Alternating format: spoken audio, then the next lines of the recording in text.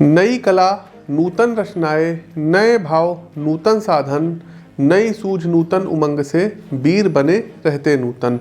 ओम श्री विष्णुवे नमः। नमस्कार मित्रों, साल 2021 अपनी यात्रा के अंतिम पड़ाव पर है और कुछ दिन बाद एक नए वर्ष, एक नई संभावनाओं और एक नए अवसरों की शुरुआत होने जा रही है। आपके जीवन की चौखट पर नया साल दस्तक देने वाला है। नए साल को लेकर के आप सभी के मन में नई उत्सुकता होगी, नया जोश होगा। अपने भविष्य, अपने जीवन के नव निर्माण के लिए योजनाएं भी होंगी। इस नवचेतना के साथ आप सभी के अवचेतन में कहीं ना कहीं एक संशय भी होगा कि क्या बीते साल जिस क्रूर महामारी की काली छाया हम सबके जीवन, समाज एवं राष्ट्र पर मंडरा रही थी, उसका कुप्रभाव आने वाले साल में भी देखने को मिलेगा। यदि आपके मन में भी ऐसे प्रश्न हैं एवं आप भी अपने जीवन को आने वाले साल में एक नई दिशा, दशा व नई ऊर्जा से भर देना चाहते हैं, तो आप बिल्कुल उचित चैनल पर आए हैं। एस्ट्रोविद आशीष के यूट्यूब चैनल व फेसबुक पेज पर मैं पंडित आशीष वत्स आप सभी प्रबुद्ध दर्शकों का बहुत बहुत स्वागत व अभिनंदन करता हूं। आज के इस विशेष कार्यक्रम में मैं उपस्थित हूं मिथुन राशि के जातकों के लिए साल 2022 लेकर के कि साल 2022 कैसा बीतेगा। साल 2022 को अपने राशि के अनुसार किस प्रकार से शुभ व प्रभावी बनाएं। साथ ही साथ आप लोगों को बता दें कि प्रस्तुत राशिफल आपकी चंद्र राशि व आपकी नाम राशि दोनों पर संयुक्त रूप से आधारित है। इसके अलावा दर्शकों, नया साल आ रहा है। यदि आपके पास भी आपकी अपनी जन्म कुंडली ना हो तो घबराने की कोई ज़रूरत नहीं है। आप हमारे संस्थान से 150 पृष्ठों की जन्म कुंडली व 5 वर्ष का फलादेश, साथ ही साथ महादशा फल, आपके शुभ रत्न वगैरह क्या है, शुभ डे वगैरह आपके क्या है, कौन से लकी कलर आपके लिए रहेंगे, हमारे संस्थान से मंगवा सकते हैं। ये चीज़ें आपको आपके ईमेल पर, आपके व्हाट्सएप पर या गूगल ड्राइव पर कहेंगे तो वहाँ पर आपको उपलब्ध करा दी जाएगी। इसके लिए करना क्या होगा, स्क्रीन के दिए गए नंबरों पर व्हाट्सएप पर टेक्स्ट मैसेज लिख करके भेजना है या नॉर्मल मैसेज आप लोग टेक्स्ट टाइप कर दीजिए। कोशिश कीजिएगा सुबह 10 से शाम 6 बजे तक ही फ़ोन करें। उसके बाद यदि फ़ोन ना उठे तो आप लोग व्हाट्सएप पर मैसेज भेज सकते हैं। आगे बढ़ते हैं दर्शकों, मिथुन राशि के जातकों क्या कुछ रहेगा ओवरऑल पहले जान लेते हैं। उसके बाद फिर हम सीक्वेंस वाइज बताएंगे कि किन किन क्षेत्रों में क्या क्या रहेगा। देखिए मिथुन राशि के जातकों, आप में से बहुत से लोग हैं जो कि अपने वैवाहिक जीवन के बारे में जानना चाहते हैं, साथ ही साथ कैरियर के बारे में जानना चाहते हैं, स्वास्थ्य के बारे में जानना चाहते हैं। तो एक आप लोगों से निवेदन है, इस वीडियो को लाइक करते रहिए, कमेंट बॉक्स में जय श्री राम को उद्घोष कीजिए और साथ ही साथ अधिक से अधिक राम भक्तों तक इस वीडियो को शेयर जरूर कीजिए। देखिए मिथुन राशि के जातकों, साल 2022 ये साल आपके लिए सामान्य से बेहतर साल रहने वाला है। साल 2022 की शुरुआत में थोड़ा बहुत जो है उठापटक रहेगी। शुभ परिणाम प्राप्त करने के लिए आपको एफर्ट ज़्यादा लगाना पड़ेगा। साथ ही साथ जनवरी मध्य के दौरान मंगल का गोचर आपकी राशि के सप्तम भाव में होगा और वे स्वयं के ही लग्न या प्रथम भाव को दृष्टि करेंगे आपके। इसकी वजह से आप अपने आत्मविश्वास में इजाफा महसूस करेंगे। वहीं अप्रैल मध्य में बृहस्पति मीन राशि में गोचर करेंगे, आपकी राशि के दशम भाव में विराजमान होंगे व शनि देवता स्वराशि कुंभ में गोचर करते हुए आपके नवम भाव, जिसको कि भाग्य भाव कहते हैं, तो भाग्य भाव को प्रभावित करेंगे, जिसके शुभ परिणाम आपको मिलेंगे। गोचर कालखंड की इस अवधि के दौरान आपको कैरियर और शिक्षा के क्षेत्र में विशेष फल की प्राप्ति होगी। साथ ही साथ आप लोग टीचर बन सकते हैं, कोई कॉम्पिटेटिव एग्जाम है वो आपका क्रैक हो सकता है। आपको भाग्य का साथ मिलेगा। अप्रैल से जून के बीच में आपके पिता को कोई ना कोई प्रमोशन मिल सकता है, सैलरी में इंक्रीमेंट मिल सकता है, आपका खुद का घर हो सकता है। साथ ही साथ मिथुन राशि के छात्रों का मन पढ़ाई में अब अधिक लगेगा। दिमागी रूप से अब आप ज़्यादा अपने आप को कुशाग्र अर्थात तीव्र बुद्धि का महसूस करेंगे। आपको आर्थिक, कैरियर और शिक्षा के मामले में इस साल कोई भी निर्णय जल्दबाजी में नहीं लेना है, बड़े बुजुर्गों की राय ले करके लेना होगा। दूसरी तरफ पारिवारिक और वैवाहिक जीवन में इस साल आपको मिश्रित परिणाम प्राप्त होने के प्रबल संभावनाएं हैं। दोनों ही क्षेत्रों में आपको थोड़ी बहुत परेशानियों का सामना करना पड़ सकता है। स्वास्थ्य को लेकर के मिथुन राशि के जातकों को इस साल विशेष रूप से सजग रहने की आवश्यकता रहेगी। कोशिश करिएगा इस साल आप छोटी से छोटी शारीरिक समस्याओं को भी नज़रअंदाज ना करिए।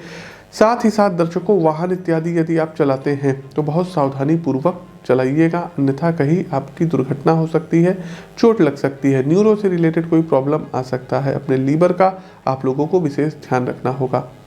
आगे बढ़ते हैं, प्रेम संबंध कैसे रहेंगे। तो अगर आपके मन में इस बात की शंका हो रही है कि आने वाले साल में यानी कि साल 2022 में मिथुन राशि की लव लाइफ कैसी रहेगी और कैसी नहीं, तो निश्चिंत हो जाइए, इस साल आपकी लव लाइफ आपके अनुकूल रहने की संभावना है।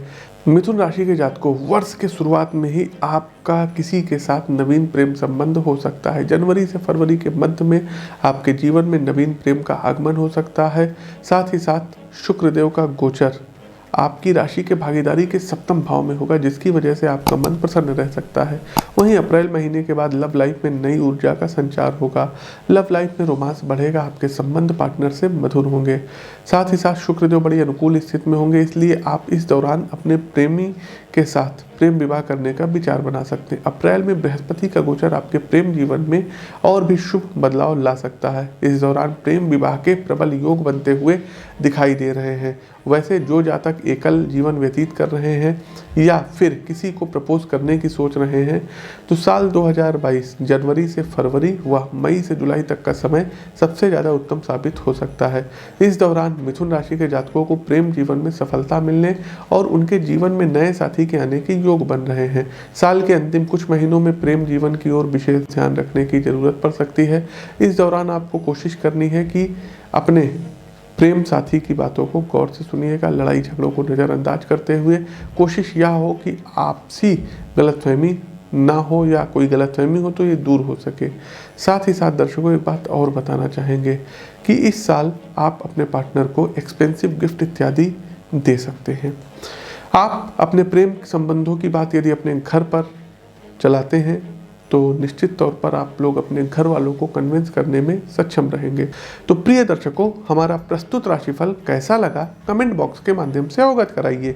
नए हैं तो चैनल को सब्सक्राइब करिए, बगल में बना हुआ बेल आइकन दबाइए। अपनी वाणी को विराम देते हुए ज्योतिष के इस मंच से मैं पंडित आशीष वत्स आप सभी प्रबुद्ध दर्शकों से विदा लेता हूँ। नमस्कार, जय श्री राम।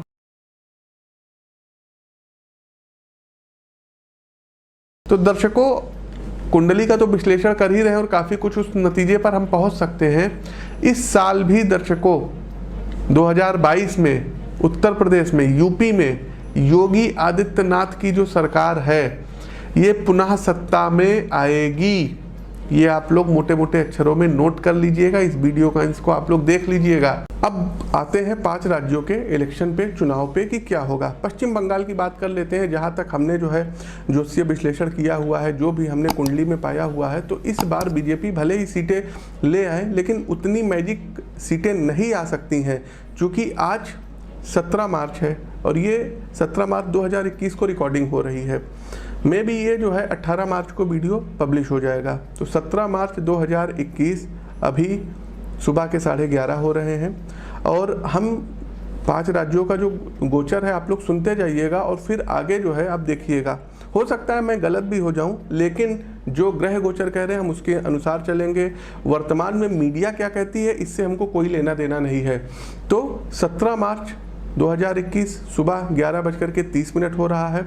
पश्चिम बंगाल की बात करते हैं। पश्चिम बंगाल चुनाव में दर्शकों ममता बनर्जी में भी पुनः सीएम बन सकती हैं। कुछ ना कुछ ऐसा होगा इनके साथ कि इनको लोग सपोर्ट करेंगे और ये सीएम बन जाएंगी। दूसरा, असम की यदि हम बात करें तो असम में कमल खिलता हुआ दिखाई पड़ रहा है। सर्बानंद सोनोवाल पुनः मुख्यमंत्री पद पर सुशोभित होंगे और बीजेपी की सरकार असम में बनेगी। तीसरा, पुडुचेरी की बात करें, यहाँ भी दर्शकों बीजेपी की सरकार आएगी। पुडुचेरी में सीएम कौन होगा ये नहीं जानते, लेकिन कमल यहाँ पर खिलेगा क्योंकि उच्च का सूर्य और देवगुरु बृहस्पति का जो राशि परिवर्तन हो रहा है ये बीजेपी को भी सपोर्ट करेगा। साथ ही साथ दर्शकों बताना चाहेंगे कि तमिलनाडु की राजनीति में इस बार उठापटक होगी और डीएमके, जी हाँ, स्टालिन बहुत हद तक की उनकी कुंडली बहुत सशक्त है तो सीएम बन सकते हैं स्टालिन। तो तमिलनाडु की राजनीति में फिर से एक बार जो है जयललिता की जो सरकार थी, पिछली बार आई थी, अब तो हमारे बीच नहीं है और पनीर सेल्वम सीएम है, इनकी कुर्सी खिसकती हुई दिखाई दे रही है और डीएमके और कांग्रेस यहाँ पर सत्ता में आ सकती है और स्टालिन यहाँ पर सीएम बन सकते हैं। अगला दर्शकों अब हम चलते हैं केरल की ओर। केरल में भी देखिए चुनाव है तो यहाँ पर वाम दल की सरकार होगी और जो अभी सिटिंग सीएम है में भी पॉसिबिलिटी है कि ये बने रहें, अपना जो है 5 साल का और टेन्योर पूरा करें। तो दर्शकों, ये तो थे हमारे जो है इलेक्शन से रिलेटेड प्रिडिक्शंस।